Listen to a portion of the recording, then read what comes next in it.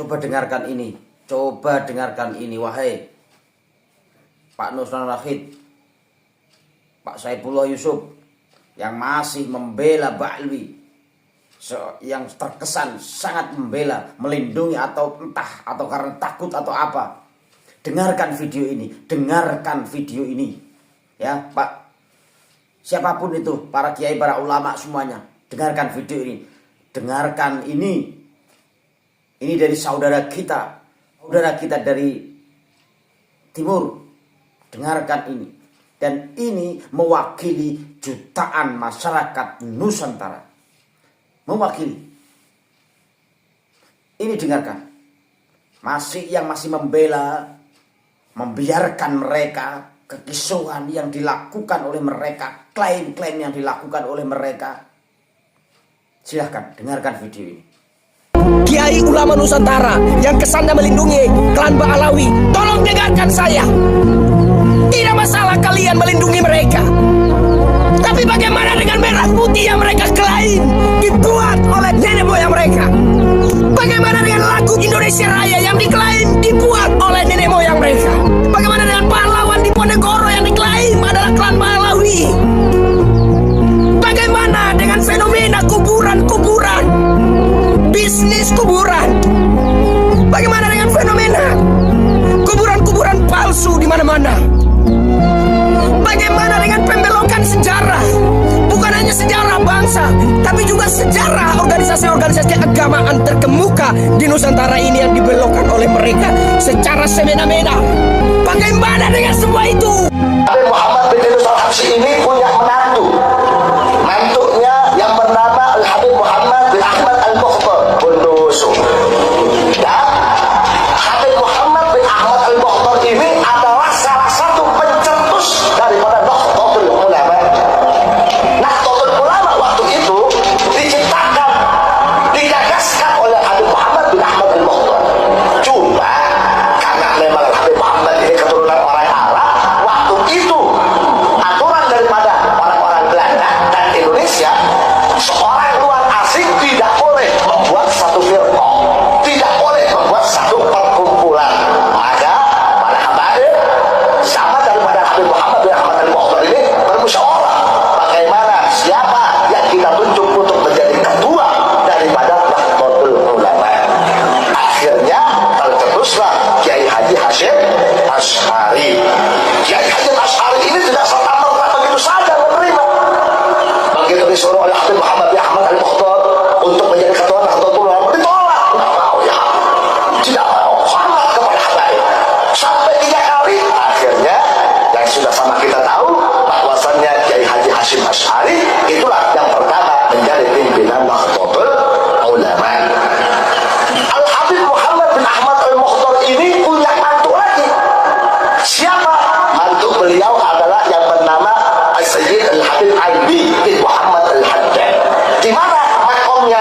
Kalau makom Habib Muhammad bin Idris dan Habib Mukhtar bin Muhammad Al-Mukhtar ini adalah di Ampel. Sedangkan mantu daripada Habib Muhammad bin Ahmad Al-Mukhtar Al-Haddad, Muhammad bin Ahmad Al-Mukhtar ini, yaitu Sayyid Alwi bin Muhammad Al-Haddad, tetangga kita, Pak. Bu, makom beliau yaitu tepat di Kubah daripada keramat Empang Habib Abdullah bin Muhsin Al-Attas. Jadi kalau kita berziarah ke makam Empang, itu ada makbarah daripada Habib Abdullah bin Muhsin. Pas sebelah kakinya itulah makom daripada menantu daripada Habib Muhammad bin Ahmad Al-Mukhtar yang bernama Al-Habib Alwi bin Muhammad Al-Haddad. Al-Habib Salim bin Ahmad bin Jindan, saya punya kakek, keluar masuk penjara. Kenapa bisa keluar masuk penjara? Membakar semangat perjuangan masyarakat Indonesia untuk merebut kemerdekaan, saudara. Al-Habib Ali bin Abdurrahman Al-Habsyi Kuitang, beliau yang memfatwakan ketika tanggal 17 Agustus Soekarno membacakan teks proklamasi mendeklarasi daripada kemerdekaan Indonesia. Beliau di hari Jumat itu, ba'da Jumat beliau fatwakan, sekarang saya fatwakan setiap tanggal 17 Agustus wajib pasang bendera merah putih di rumah-rumah kalian. Siapa yang nyuruh? Itu fatwa Habib Ali bin Abdurrahman Al-Habsyi Kuitang. Bendera merah putih, siapa yang memberikan instruksi kepada Bung Karno untuk membuat bendera merah putih sebagai bendera Indonesia? Itu adalah fatwa Al-Habib Idrus bin Salim Al-Jufri Palu Al-Khairat. Lambang negara Garuda, siapa yang buat? Al-Habib Asyarif Hamid Al-Gadri dari Pontianak, keluarga baginda Nabi Muhammad. Lagu 17 Agustus, Pramuka, lagu syukur, siapa yang buat? Al-Habib Husin Al-Mutahhar dari Semarang, dzurriyyah baginda Nabi Muhammad. Jadi Anda jangan berpikir, ini habaib di Indonesia jasanya apa? Banyak, itu yang baru kecatat. Itu Itu yang baru ketahuan. Masih banyak lagi daripada keluarga Nabi Muhammad yang tidak mau masuk buku karena perjuangannya ikhlas karena Allah dan Rasul. Banyak, saudara. Siapa Imam Bonjol? Semua pasti bilang pahlawan. Betul apa enggak? Imam Bonjol pahlawan Indonesia bukan? Pahlawan nasional bukan? Sekarang siapa namanya Imam Bonjol? Al-Habib Muhammad Syahabuddin. Beliau habaib dari kalangan bin Syahab. Imam Bonjol itu bin Syahab. Masih daripada kakeknya Habib Rizik, saudara sekalian. Itu keluarga daripada Nabi Muhammad, keturunan Sayyiduna Muhammad. Banyak lagi dari kalangan para dzurriyyat Nabi Muhammad SAW yang jasanya besar di Indonesia, tapi kita nggak ada yang tahu. Kenapa? Karena itu kami nggak cari popularitas, kami nggak cari madah pujian, kami nggak cari tempat kedudukan, yang kami cari ridho Allah dan Rasulnya. Kasih kepada anak cucu klan Ba'alwi Yaman, generasi selanjutnya Habib Lutfi bin Yahya dengan entengnya melakukan banyak kebohongan publik. Sejarah berdirinya NU diubahnya dengan memasukkan kakeknya Habib Hashim sebagai inisiator. Kontras dengan fakta-fakta sejarah berdirinya NU yang sangat aneh dan menggelitik dalam kapasitasnya sebagai tokoh yang oleh para muhibbinnya dianggap waliullah. Lutfi bin Yahya terbukti gemar memalsukan kuburan. Yang paling kontroversial adalah terbukti memalsukan kuburan KRT Sumo di Ningrat, di Keraptiak, Jepara. Makam tua Mbah Daeng diubahnya menjadi Ba'alwi. Di Pulau Panjang, kuburan tua menjadi bin Yahya. Di Gunung Kidul, kuburan tua tidak terawat, diubah bin Yahya. Di Banten, makam Syekh Gajah Barong diba'alwikan menjadi Habib Husain bin Toha bin Yahya.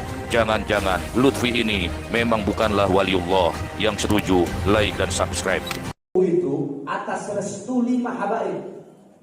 Pertama Habib Abdullah bin Ali Al-Haddad Sangeng, karena beliau gurunya Kiai Hasyim Asy'ari dan gurunya Kiai Khalil Bangkalan. 2. Berdirinya NU atas restu Habib Abu Bakar bin Husain As-Segaf Bangil. 3. Habib Husain Al-Haddad Jombang. 4. Habib Abu Bakar bin Muhammad As-Segaf Gresik yang Anda bilang tadi. 5. Habib Ahmad bin Abdullah As-Segaf. Bagaimana tanggapan Anda? Jangan perangi kelompok-kelompok seperti Sultan, kata Snukor Gronya kepada pemerintah Belanda.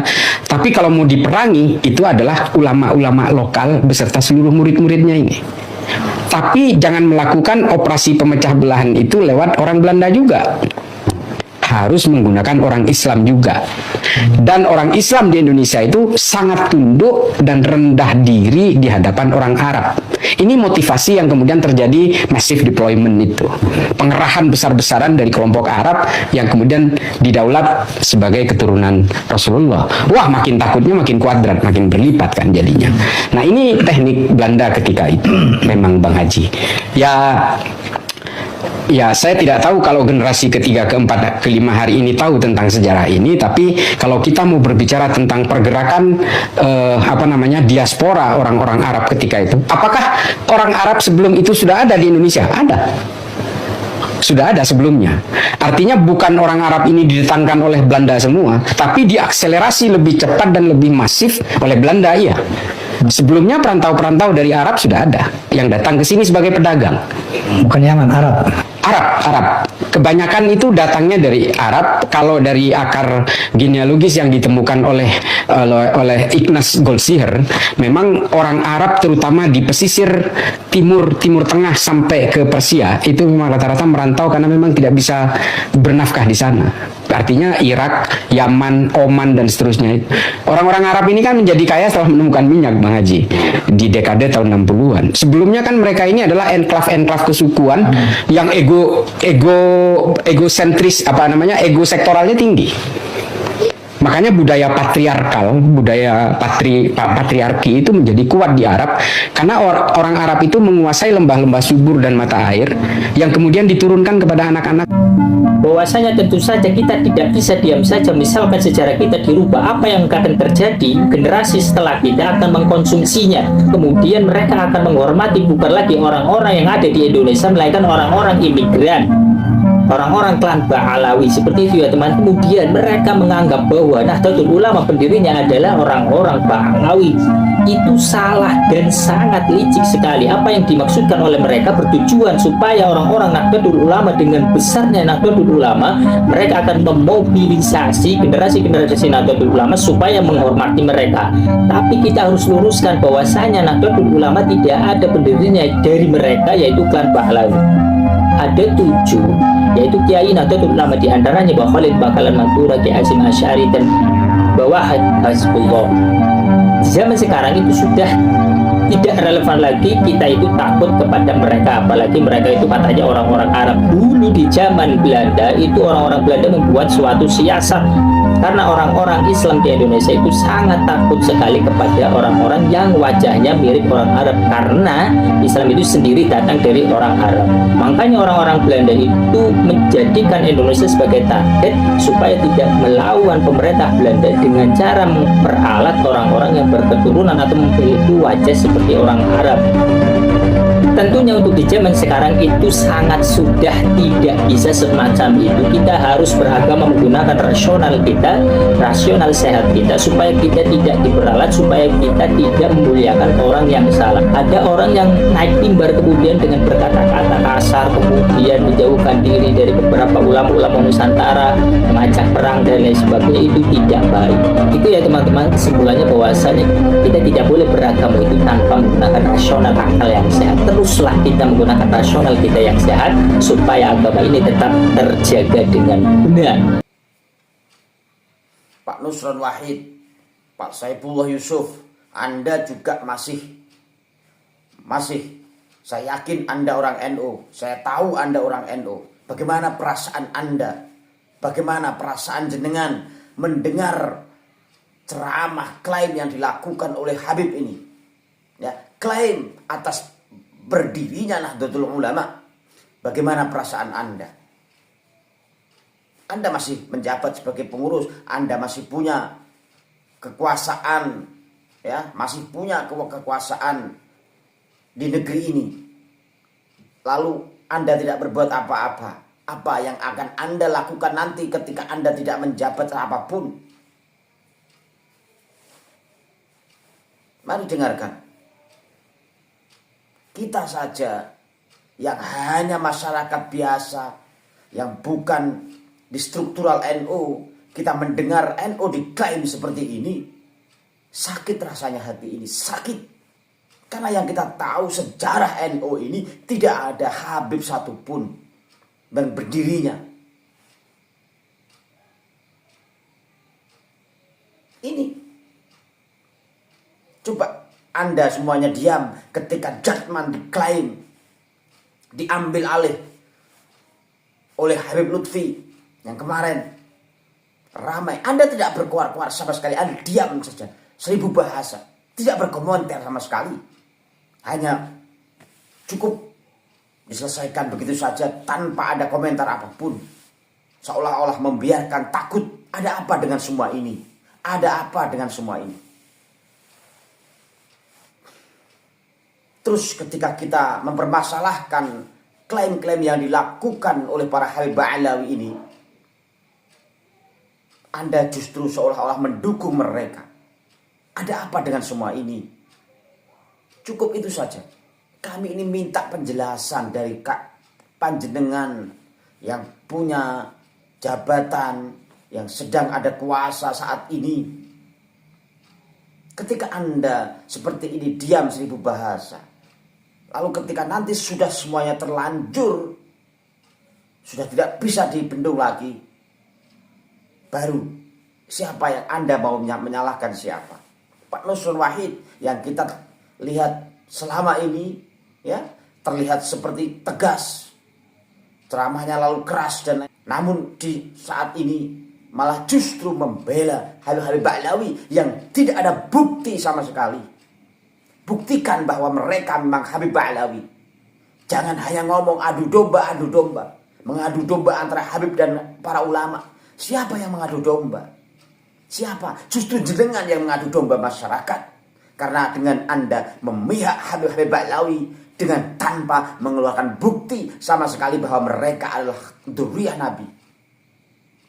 Sudah dibuka jelas oleh Kiai Haji Usman Al-Bantani bahwa Habib Ba'alawi ini tidak terbukti sebagai dzurriyyah Nabi. Belum ditemukan bukti sama sekali. Kalau Anda mau membela Habib Ba'alawi, keluarkan buktinya. Keluarkan buktinya. Kalau Anda melawan DNA, keluarkan bahwa DNA ini tidak akurat. Dasarnya apa? Keluarkan dalilnya. agar DNA ini tidak bisa dipakai. Ya, jelaskan. Kalau memang Nabi, zuriat Nabi itu tidak J1, memang G, keluarkan. Buktinya mana? Buktinya keluar. Kita cuma butuh bukti. Selama ini yang dikeluarkan oleh para pendukung Kiai Haji Ma'ruf Usman Al-Bantani, para kiai-kiai yang mendukung kajian Kiai Haji Ma'ruf Usman Al-Bantani, semuanya ada bukti kuat. Semuanya punya bukti. Kita mengatakan mereka adalah keturunan Yahudi karena ada bukti tes DNA yang G. Termasuk yang di Indonesia, Habib Al-Habsyi kemarin ada. Abu Bakar Al-Habsyi itu siapa itu? Yang sudah ikut tes DNA di pada Suka TV. Hasilnya GM201. Yang dijelaskan oleh Dr. Sugeng bahwa GM201 itu adalah DNA Yahudi Askenazi. Coba bantah itu dengan data, dengan ilmiah.